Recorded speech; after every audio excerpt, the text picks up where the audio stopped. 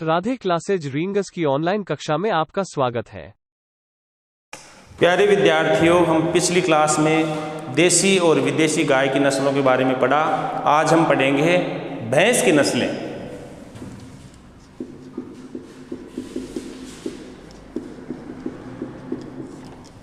भैंस की नस्लों के बारे में, ब्रीड्स ऑफ बफेलो।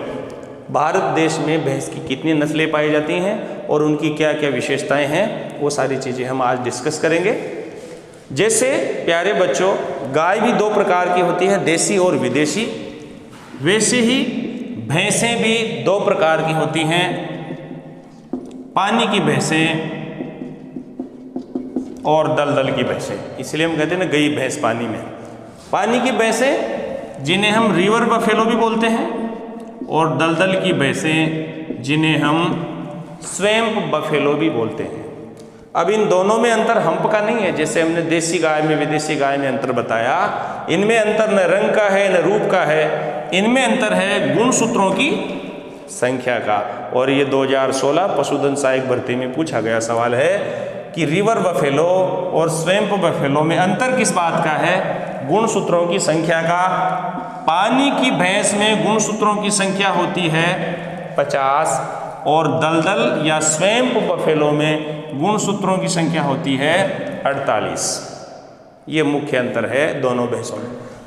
भारत में जो पाई जाती है प्यारे बच्चों, वो होती है पानी की भैंसें। और इसको याद रखने के लिए हम एक ट्रिक का सहारा लेंगे, क्योंकि इस तरह की चीज़ें हमें रटनी पड़ती हैं और ट्रिक से ही आसानी से याद होती है।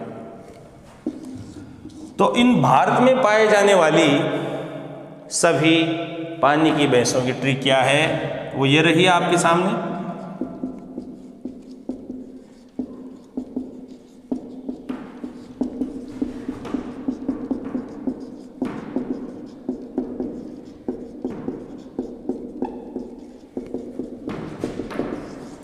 इस छोड़ा से कोई, छोड़ा संकेत से कोई नस्ल नहीं है, बाकी सब में नस्ल छुपी हुई है। वो देखिए, नाम क्या है ट्रिक का?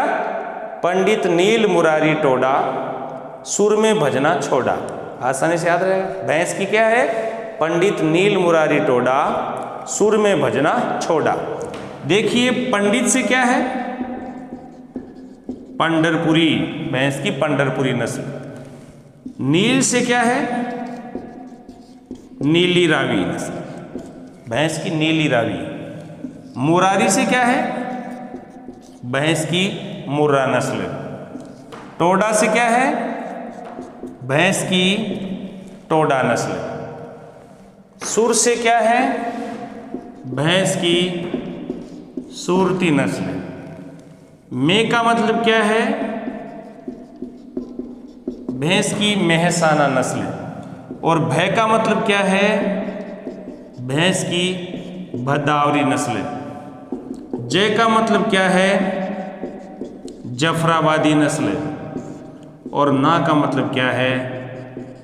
नागपुरी नस्ल। तो पंडित नील मुरारी टोडा, सुर में भजना छोड़ा, पंढरपुरी, नीली रावी, मुर्रा, टोडा, सूरती, मेहसाना, भदावरी, फिर जफराबादी और नागपुरी। इस प्रकार ये 4, 3, 7 और 2, 9 नस्लें। अब इनकी विशेषताएं क्या है? देखिए, जो पंढरपुरी नस्ल है वो महाराष्ट्र के शोलापुर की है। और इस पंढरपुरी नस्ल में सींग कैसे होते हैं? तलवार नुमा। ये दो चीज़ें याद रखिए भाई। पंढरपुरी नस्ल महाराष्ट्र के शोलापुर की है और इसमें सींग तलवार नुमा होते हैं। नीली रावी के बारे में आपको याद रखना है कि ये नीली रावी पंच कल्याणी के नाम से भी जानी जाती है। भैंस की नस्ल जो पंच कल्याणी के नाम से भी जानी जाती है। और इस भैंस की आंखें कैसी होती हैं?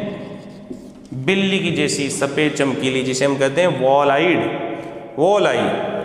इसकी आंखें सफ़ेद, ललाट पर सफ़ेद धब्बे और पैरों पर भी सफ़ेद धब्बे पाए जाते हैं। किस नस्ल में? नीली रावी में। तो आपको याद रखना है। मुर्रा नस्ल, ये भैंस की सबसे ज़्यादा दूध देने वाली भैंस की नस्ल है। लेकिन जब ये पूछ लिया जाए भैंस की किस नस्ल के दूध में सबसे ज़्यादा फैट पाया जाता है, तो उसका जवाब है भदावरी। और इस भदावरी में लगभग फैट प्रतिशत कितना होता है दूध में? 13% सबसे ज़्यादा फैट। लेकिन सबसे ज़्यादा दूध देने वाली कौन है? मुर्रा।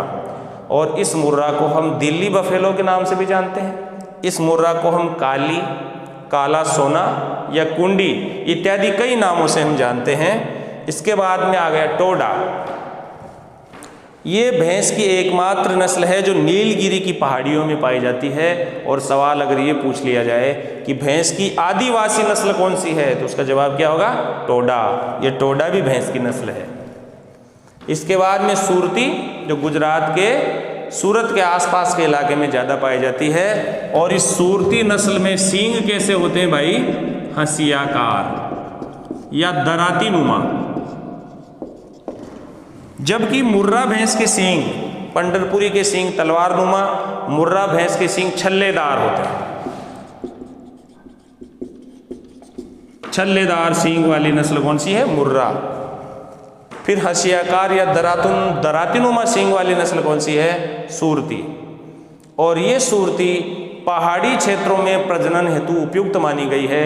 राजस्थान सरकार की ब्रीडिंग पॉलिसी के अनुसार पहाड़ी या पर्वतीय क्षेत्रों में अगर कोई नस्ल ज़्यादा अच्छी सुचारू रूप से चल सकती है तो वो है सूरती।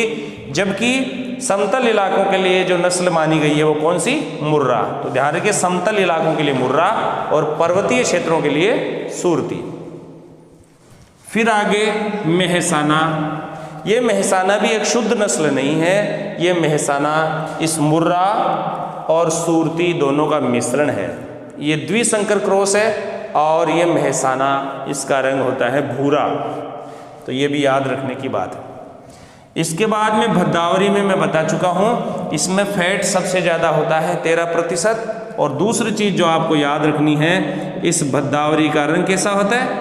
तांबे जैसा, कॉपर कलर्ड। भैंस की नस्ल जो ताम्र रंग की होती है, तांबे जैसे रंग की, उसका नाम क्या है? भदावरी। क्यों? तांबे जैसी दिखेगी तो भद्दी भद्दी दिखेगी, इसलिए आपको याद रखना भदावरी का रंग कैसा? भद्दा भद्दा, तांबे जैसा। फिर जफराबादी, इसमें सींग मोटे थोड़े और नीचे लटके हुए होते हैं। और साथ में याद रखिए, भैंस की जितनी भी नस्लें हैं इनमें कुछ ना कुछ सींगों की खासियत है। सींगों की साइज सबकी अलग अलग है। इसमें सींग नीचे लटके होते हैं और ध्यान रखिएगा इसमें हिलते भी हैं सींग। तो एकमात्र नस्ल है जिसमें सींग हिलते हैं, जिसका नाम है जफराबादी। नागपुरी, ये महाराष्ट्र के नागपुर के आसपास के इलाके की नस्ल है, जिसे इलिचपुरी के नाम से भी जाना जाता है। इलिचपुरी और चंदा नामों से भी इस नागपुरी को जाना जाता है। और पूछा जाए सबसे भारी नस्ल कौन सी है भैंस की? गाय की सबसे भारी नस्ल, देसी की बात करें तो कॉन्क्रेज, विदेशी की बात करें तो होल्स्टीन फ्रीजियन, और भैंस की सबसे भारी नस्ल की बात करें तो जफराबादी। नाम ऐसा लग रहा है जफराबाद। तो इस प्रकार से पंडित नील मुरारी टोडा सुर में बजना छोड़ा।